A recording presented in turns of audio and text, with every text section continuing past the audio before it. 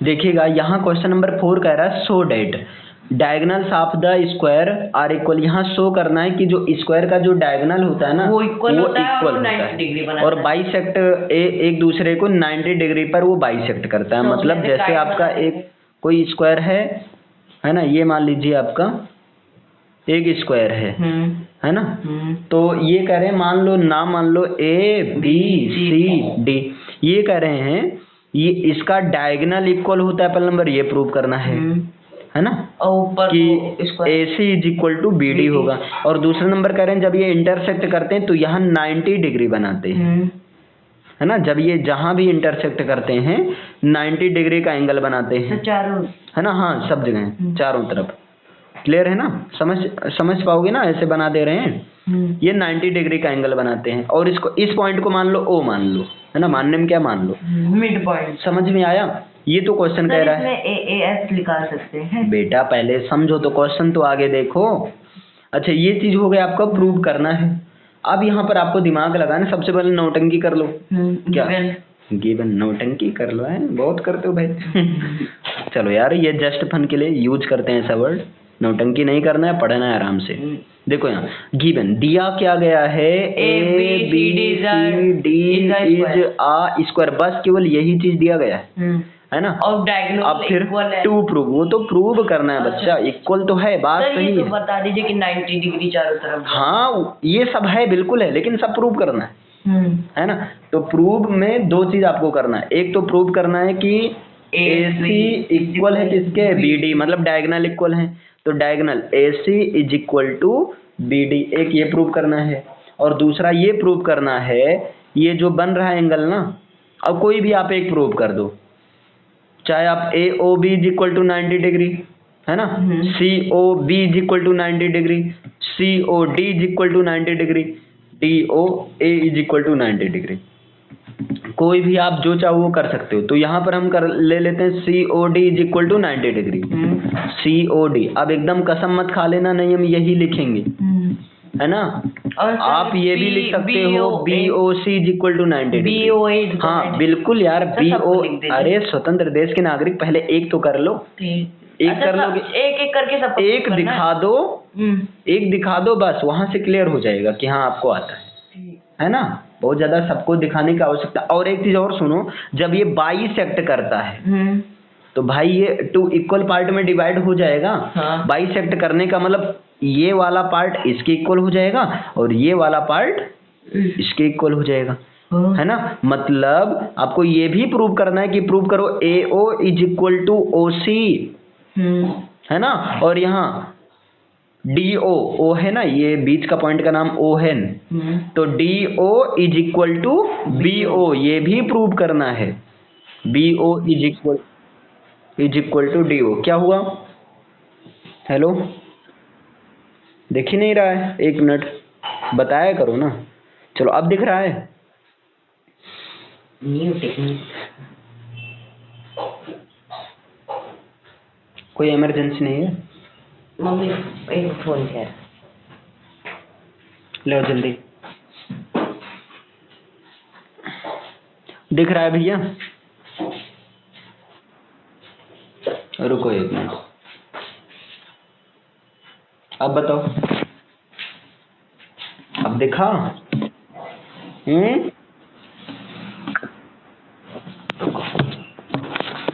आप बताओ।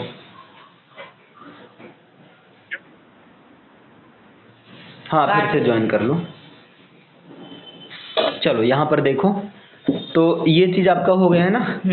अब ये चीज आपका पूरा क्वेश्चन हो गया। तो गिवन इतना चीज दिया गया है।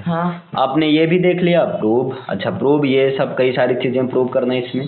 अब आते हैं सॉल्यूशन। और सिंपल सा सबसे अच्छा फंडा भाई, जब ये आपका चैप्टर 8 जो क्वाड्रिलेटरल है, सिंपल सा वहां पर देखो, जैसे आप डायगोनल ड्रा करते हो ना, तुरंत आपको दिखता है ट्राइंगल, है ना। और आप तुरंत ले लो, देखो एक हम ले लेते हैं बी ए डी ले लेते हैं। सर ये नहीं होता, बी ओ सी भी तो ट्रायंगल है। हाँ बिल्कुल ले सकते हैं, लेकिन यहाँ पर एक डायगोनल से हम ले रहे हैं, तो बी ए डी एक हम ले रहे हैं। अब आ जाओ सॉल्यूशन में, जहां नहीं समझ में आएगा बताइएगा, सॉल्यूशन में आ जाओ। दिख ही नहीं रहा है क्या? हेलो, पूरी स्क्रीन ब्लैक आ रही है।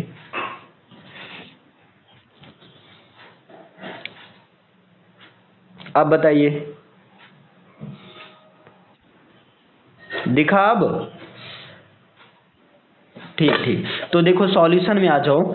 तो सॉल्यूशन में ले लो आप in triangle B A D ले लो, है ना। एक तो ले लो आप बी ए डी ले लेते हैं, है ना। और दूसरा ले लेते हैं, एक तो हमने ले लिया बी ए डी और यहीं से उठा लेते हैं बी ए सी ले लेते हैं ताकि कॉमन मिल जाए। तो सर ऐसे नहीं हो सकता बी नहीं, ऐसे दिमाग लगाओ, आगे तुमको प्रूव भी तो करना है। तो देखो बी ए डी और यहीं से बी ए सी, अभी ए बी ऐसे मिल गया एक साइड, है ना।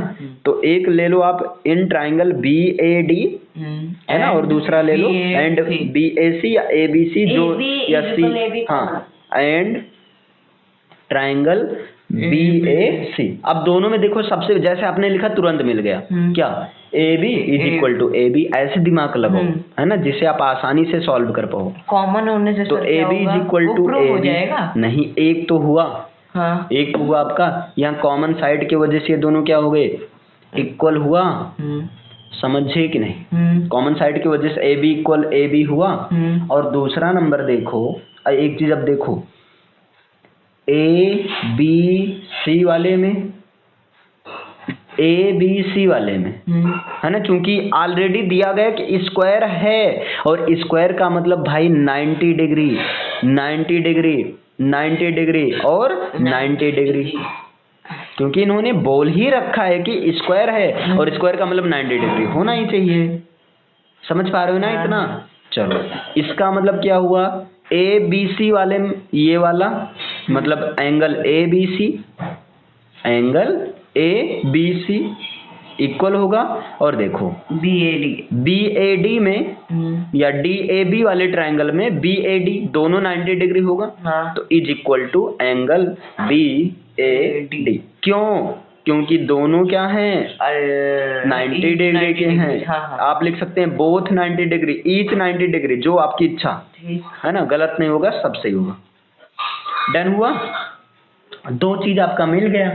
अब यहाँ पर एक चीज और देखो, देखो ध्यान से, यहाँ जब सुनो तो भैया, पहले सुनो इधर सुनो, अभी सब बताया जा रहा है। नहीं, जो कॉमन करते हैं उसको साइड में आता है कि एंगल में? वो अरे भाई ये साइड है इक्वल की कॉमन है, मतलब साइड कॉमन है ना दोनों में, कि एंगल है। तो सर ये जो ये है, ये दोनों तो एंगल ही होगा फिर। हाँ, तो ये तो हम यार, ये जब एंगल दिखा रहे हैं तो एंगल नहीं लिखेंगे, साइड कैसे हो जाएगा?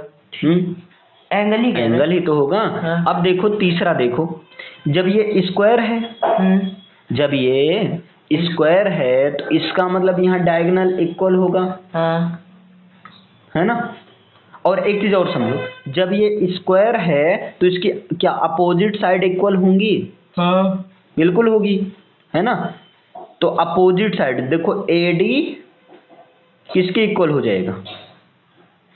ए डी भाई, इसके अपोजिट में कौन है? बी सी, ये इक्वल हो जाएंगे, है ना। हाँ। तो देखो ए बी सी में, ट्राइंगल ए बी सी में हमने ले लिया बी सी वाली साइड।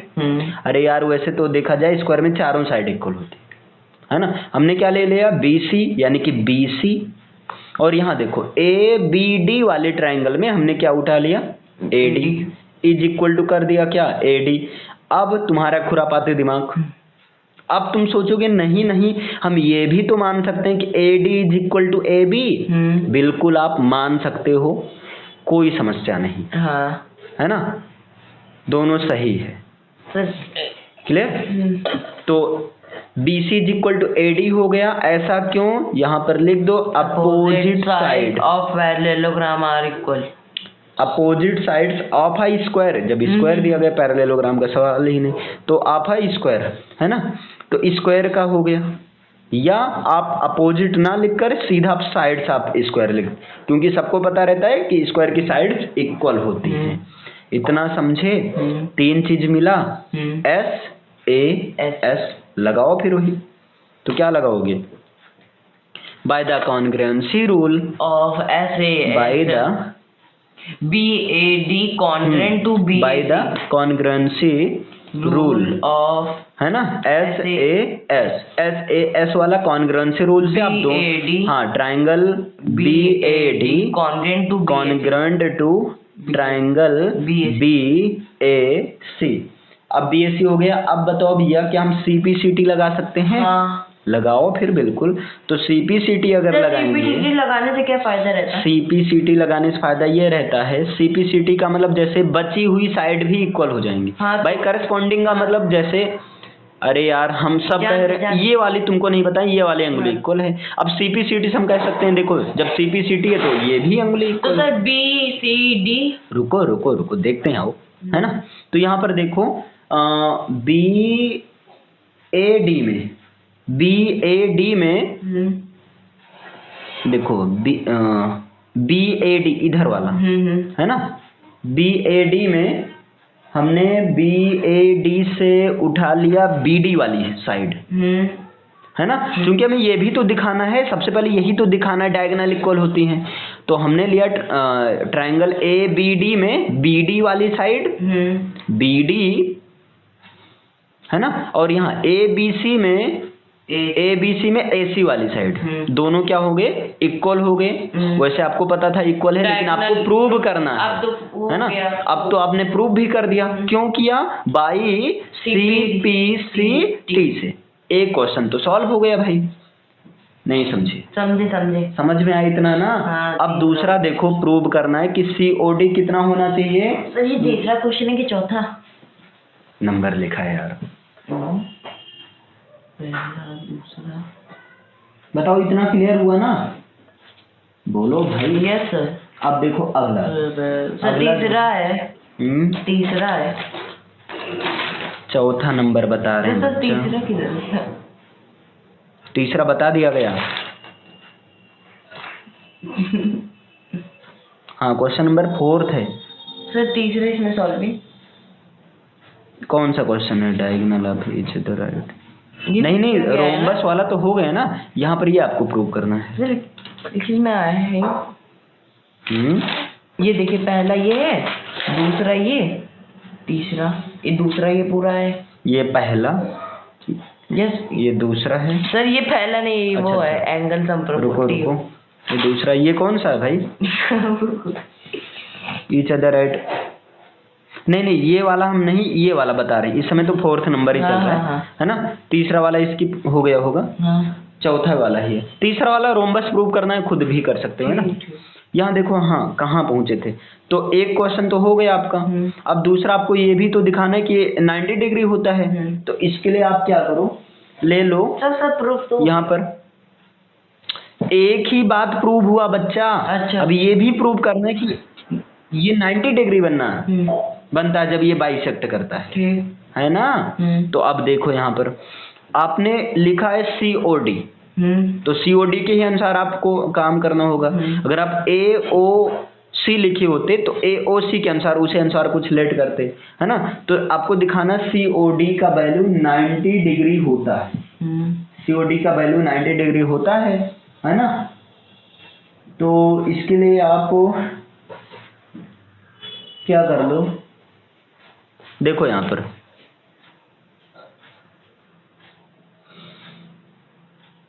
एक चीज ये देखो, तो चाय पी लीजिए। इधर हाँ बिल्कुल, इधर वाला देखो, ये वाला है ना, AOB, मतलब इधर ये 90 डिग्री है ना। और इधर देखो AOD, ये भी तो 90 डिग्री है ना। और आपने इतना क्लियर है, दोनों चीज इतना क्लियर है। अब जब इतना क्लियर है तो आप लिख सकते हैं कि नहीं कि AOB देखो, एंगल AOB है ना, plus AOD plus angle AOD, दोनों कितना है? दोनों का टोटल 180 डिग्री होता है ना।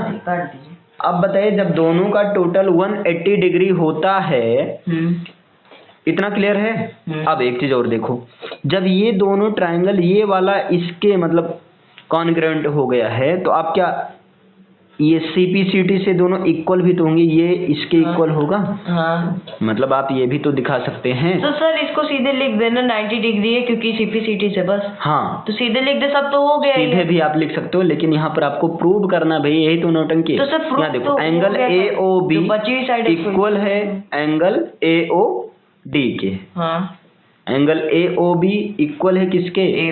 AOD के इक्वल है ना। अब इसका वैल्यू यहाँ पुट कर दो। जब वैल्यू आप पुट कर दोगे ये आप CPCT से इक्वल है ना, CPCT से इक्वल है तो इसको यहाँ पुट कर दो। तो AOB के स्थान पे रख देते हैं AOD प्लस एंगल AOD, इसको छेड़ नहीं रहे, इज इक्वल टू 180 डिग्री। ये हो गया बच्चा 2 angle AOD is equal to 180। तो angle AOD is equal to 90 degree. 2 9 जा इतना हो जाएगा ना।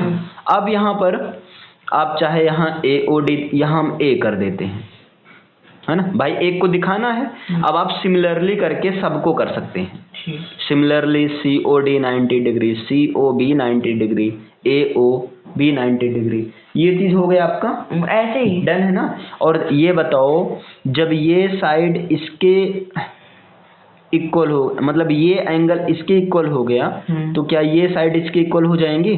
तो कर दो, चूंकि O is the middle point of the both diagonal, so AO is equal to OC, DO is equal to OB। Done हुआ? ये आपका हो गया आपका ये क्वेश्चन नंबर। अब क्वेश्चन नंबर 5 आपको प्रूव स्क्वायर दिखाना है। क्वेश्चन नंबर 5 में आपको क्या दिखाना है? स्क्वायर दिखाना है। तो वही काम करना है भाई। ये करें so that diagonal of diagonals of quadrilateral are equal. ये करें कोई डायगोनल है और सॉरी यार कोई क्वाड्रिलेटरल है ना, उसकी डायगोनल इक्वल है। क्वाड्रिलेटरल की डायगोनल, यार तुम इतनी महंगी वाली पेन रखी हो, ये इंसल्टिंग। देखो यहाँ पर ये आपका डायगोनल है, डन है ना। ये करें डायगोनल ये इक्वल है। मान लो नाम मान लो, क्या मान लो? ABCD। तो देखो अरे डायगोनल का नाम AC is equal to BD हुआ। अब बताओ जब AC is equal to BD हुआ, यहाँ तक हो गया, बाइसेक्ट ईच अदर, और वो एक दूसरे को बाइसेक्ट भी करते हैं 90 डिग्री पर, है ना। अभी तो आपने देखा ही था ना, एक दूसरे को बाइसेक्ट करते हैं। अब प्रूव करना है कि ABCD क्या होगा? स्क्वायर होगा। बस हम इसको है ना। अब आपको CPCT लगाओ, ये साइड इसके इक्वल दिखा दो, है ना, ये साइड इसके इक्वल दिखा दो, जैसे उसको दिखाए थे। हाँ जैसे उसको आ जाएगा ना, समझे कि नहीं भैया? सर दोनों इक्वली तो डायगोनल भी तो इसके इक्वल होंगे। हाँ डायगोनल उसके तो भी ये तो equal दिया ही गया है, ये भी 90 लेकिन ये करें ये 90 डिग्री है। अब आपको ये दिखाना कि ABCD जो बनेगा ना, ये आपका स्क्वायर है। तो सर स्क्वायर तो है, हाँ। लेकिन आपको प्रूव करना है। प्रूव करने के लिए क्या करो आप, ये चारों साइड भी तो इक्वल दिखा दो। जैसे उसको किया वैसे इसको ही कर, बिल्कुल, क्योंकि उसकी भी 90 डिग्री बना। डन है ना, इतना क्लियर? हाँ